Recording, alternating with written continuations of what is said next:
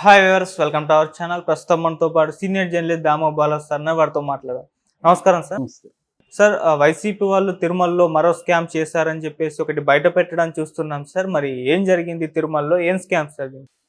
తిరుమలలో వైసీపీ వాళ్ళు అనేక స్కాములు చేస్తున్నారు. గతంలో కూడా విమర్శలు వచ్చాయి. ముఖ్యంగా అక్కడ కిరణ్ రాయల్ జనసేన నాయకుడు, ఆయన ఎప్పటి నుంచో అనేక ప్రెస్ మీట్లు పెట్టి ముఖ్యంగా రోజా, పెద్దిరెడ్డి రామచంద్రారెడ్డి, అక్కడ నారాయణ స్వామి ఉప ముఖ్యమంత్రిగా పనిచేశారు. ఇలాంటి వాళ్ళంతా కూడా తిరుమలలో చాలా స్కాములు చేస్తున్నారు.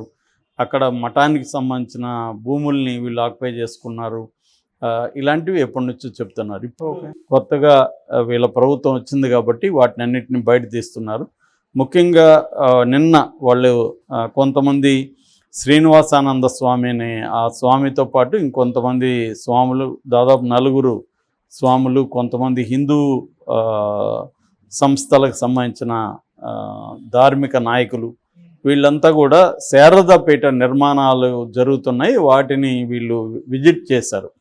అంటే శారదాపీఠం మనం ఆ మధ్య కూడా ఒక స్టోరీ చెప్పుకున్నాం, స్వరూపానంద స్వామిది. ఆ స్వామి జగన్ హెల్ప్ తీసుకొని ఆయన అనేక ఆస్తులు సంపాదించాడనేది తెలుగుదేశం వాళ్ళు కూడా విమర్శించారు.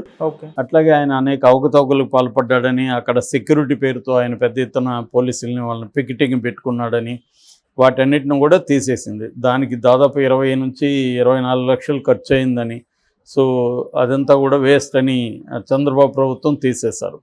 ఇప్పుడు ఆయన మీద కొంత దృష్టి పెట్టినట్టుగా అర్థమవుతుంది ఈ స్వామి మీద. సో తిరుమలలో ఈ శారదాపీఠానికి సంబంధించిన నిర్మాణాలు అవి అనుమతులు తీసుకోలేదు, తర్వాత నిబంధనల్ని ఉల్లంఘించాయి కాబట్టి వాటిని ఆపేయాలి లేదా కూల్చేయాలన్న పద్ధతిలో వాళ్ళు నిన్న వెళ్ళి పరిశీలించి వచ్చారు. దాని మీద అంతా కూడా డీటెయిల్గా ఇన్ఫర్మేషన్ కిరణ్ రాయల్ మీడియాకి సమర్పించాడు. So that is one part of the scam. Second part వచ్చి దర్శనాల స్కామ్. దర్శనాల స్కామ్ అంటే ఏంటంటే వివిఐపీలకి దర్శనాలని వీళ్ళు ఏర్పాటు చేసి వాళ్ళ దగ్గర డబ్బులు తీసుకోవడం. ఇప్పుడు మామూలుగా మనకు తెలుసు, తిరుమలలో నాది తిరుపతి కాబట్టి తిరుపతి కాకపోతే నేను తిరుపతిలో లేను, రెండోది నేను దేవుడి మీద నమ్మకం లేదు కాబట్టి నన్ను ఎవడు పెద్ద అప్రోచ్ కారు. కానీ మామూలుగా మా సిస్టర్స్ వాళ్ళని చూస్తుంటాం అక్కడ. సో ఎవరో ఒకరు అప్రోచ్ అవుతుంటారు, మీరేమన్నా దర్శనానికి ఏమన్నా హెల్ప్ చేస్తారా, లేకపోతే అక్కడ రూమ్ తీసిస్తారా, ఇట్లాంటివి అడుగుతుంటారు. ఎంత ఆన్లైన్లో ఎన్ని చేసినా కూడా అవి జరుగుతూనే ఉంటాయి. అది ఏ ప్రభుత్వం ఉన్నా ఇవి జరుగుతుంటాయి. అట్లాగే లడ్లుగా ఇన్ని కావాలి మాకు, ఇలాగా రికమెండేషన్లు జరుగుతుంటాయి. సో దానికి వాళ్ళు డబ్బులు పే చేయడానికి కూడా రెడీగా ఉంటారు. ఇప్పుడు ప్రత్యేక దర్శనాలు ఉంటాయి, బ్రేక్ దర్శనాలు ప్రత్యేక, అవి నాకు కూడా పెద్ద ఐడియా లేదు. అవి ఏదో మొత్తానికి వివిఐపీల దర్శనాలు ఉంటాయి కదా, దానికి డబ్బులు ఇచ్చి కుటుంబాలు వచ్చి చేసుకుంటుంటారు అనేది వీళ్ళు చెప్తున్నారు. అలాగా పెద్దిరెడ్డి, రోజా వీళ్ళు పెద్ద ఎత్తున ఈ దర్శనాలు, పెద్దిరెడ్డి, రోజా, నారాయణ స్వామి వీళ్ళు 3 పేరు వీళ్ళు చెప్తున్నారు. వైసీపీలో వీళ్ళు తమ ఇన్ఫ్లుయెన్స్ ఉపయోగించుకొని అక్కడ పెద్ద ఎత్తున వివిఐపీలకి దర్శనాలు చేయించారు. ఒకే రోజు పెద్దిరెడ్డి రామచంద్రారెడ్డి 54 విఐపీ దర్శనాలు చేయించాడు అనేది ఈయన ఆరోపిస్తున్నాడు. దానికి సంబంధించిన డీటెయిల్స్ని కూడా మీడియా ముందు ఈయన పెట్టాడు. ఇవి కాకుండా ఇంకా వీళ్ళు చాలా అక్కడ చేశారు. వాటన్నిటిని మేము ప్రూఫ్స్ ఆర్గనైజ్ చేస్తున్నాం, అవన్నీ వచ్చినాక మీకు మళ్ళీ మీడియాకి పెడుతున్నాం. ముఖ్యంగా రోజా మీద చాలా సివియర్గా ఎప్పటి నుంచో కిరణ్ రాయల్ పెడుతున్నారు. రోజా అనేక అక్రమాలకు అక్కడ పాల్గొనింది, అందుకనే ఆమె మాట్లాడితే తిరుమల దర్శనం అని చెప్పి వస్తూ ఉంటుంది. ఆమెకు దేవుడి మీద ప్రేమ కాదు, అక్కడ వ్యాపారం మీద ప్రేమ.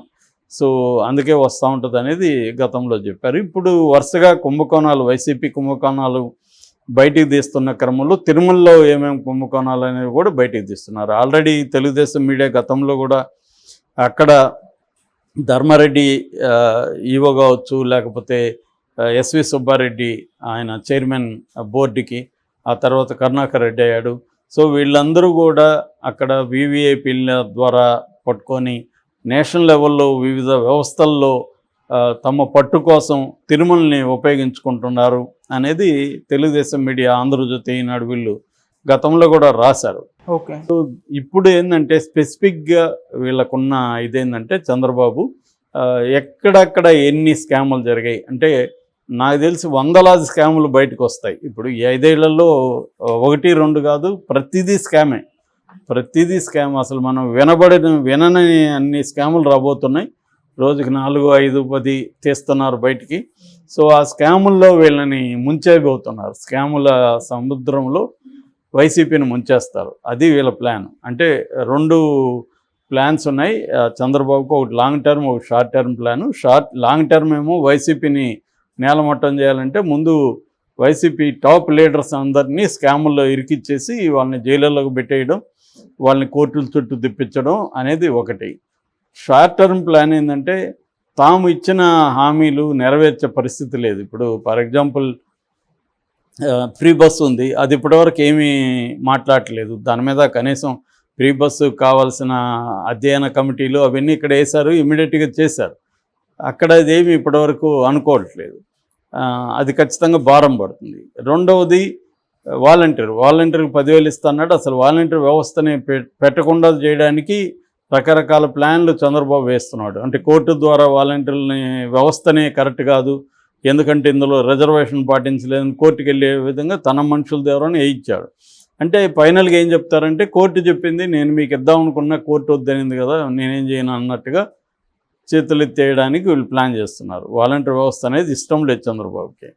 సో ఇలాగ తన హామీలు అన్నీ కూడా నెరవేర్చలేని పరిస్థితి. ఎందుకంటే 1,20,000 కోట్లు పర్ ఇయర్కి ఈ హామీలకు కావాలనేది మనకి మింటు లాంటి పత్రికలు దీని మీద రీసెర్చ్ చేసి చెప్పాయి. జగన్ అయితే 1,50,000 కోట్లు అవసరం అన్నాడు. ఏదేమైనా 1,00,000 కోట్ల పైన పర్ ఇయర్ కావాలి. బడ్జెటే 3,00,000 కోట్లు. అందులో 1,00,000 కోట్లు పథకాలకు వెళ్తే ఇంకా 2,00,000 కోట్లలో ఏమేమి నడపాలి? శాలరీలు ఇవ్వాలి, డైలీ ఇది చేయాలి, రన్నింగ్ పెట్టాలి, తర్వాత అమరావతి నిర్మాణానికి ఇవ్వాలి. కేంద్రం ఎంత ఇస్తుందని ఇప్పటివరకు ఏం తేలలేదు. కేంద్రం ఏ రకమైన హామీ ఇప్పటివరకు కేంద్రం నుంచి రాలేదు. సో ఇటువంటి ఒక కండిషన్లో చంద్రబాబు ఏం చేస్తాడంటే నేచురల్గానే ఈ పథకాలని ఏదో ఒక రకంగా డైల్యూట్ చేయడం, అంత డబ్బులు కాకుండా మినిమంగా ఏదో నడిపించేయడం అనేది చంద్రబాబు చేయాలి. ఇట్లాంటి పథకాలు నిర్వీర్యం చేసి సో ఈ ఉద్యమాలు చేయకుండా ఉండాలంటే వైసీపీని డిఫెన్స్లో పడేయాలి. వాళ్ళు నీకు ఇప్పుడు నువ్వు నా జోలికి రాకుండా ఉండాలంటే నీకు నేను కొన్ని సమస్యలు క్రియేట్ చేస్తే నువ్వు ఆ సమస్యల నుంచి కొట్టుకుంటూ ఉంటావు బయటపడడానికి. నువ్వు ఇంకా నా జోలికి రావు. ఆ టాక్టిక్స్ ఇప్పుడు చంద్రబాబు ఉపయోగిస్తున్నాడు. ఇది షార్ట్ టర్మ్ అనమాట. లాంగ్ టర్మ్ ఏమో అసలు వైసీపీ అనేది 2029 నాటికి ఏమాత్రం ఉనికిలో లేకుండా చంపేయాలి వైసీపీని.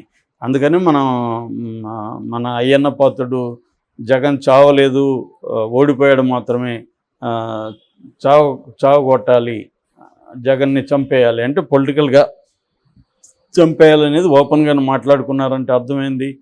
క్లియర్గా ఎవరైనా ఇప్పుడు నేను చంద్రబాబు ఒకటే చేస్తాడని కాదు, ఎవరైనా ఇదే పని చేస్తారు. మోడీ కూడా కాంగ్రెస్ ముక్త్ భారత్ అని ఓపెన్గానే ప్రకటించారు కదా.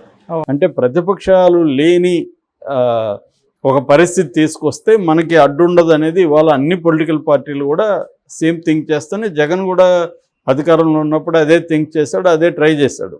సో అందరూ అదే ట్రై చేస్తారు. ఎవడి బలాన్ని బట్టి వాడు సక్సెస్ అవుతాడా ఫెయిల్ అవుతాడా అని తెలుస్తుంది తప్ప ఇక్కడ మొరాలిటీస్లో ఎవరికేమీ తేడాలు లేవు. అందరూ ఒకటే ఫైనల్గా.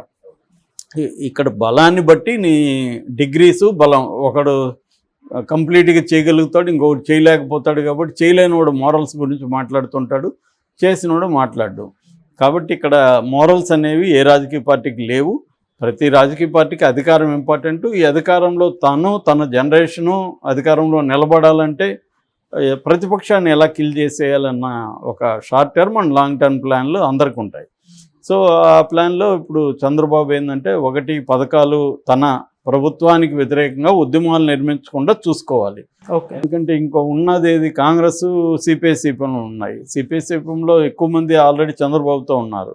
కాంగ్రెస్ పార్టీ పెద్దగా పోరాడే పరిస్థితి లేదు. ఉన్నది వైసీపీని నిర్వీర్యం చేసేస్తే తను అనుకున్నది సాధించగలుగుతాడు.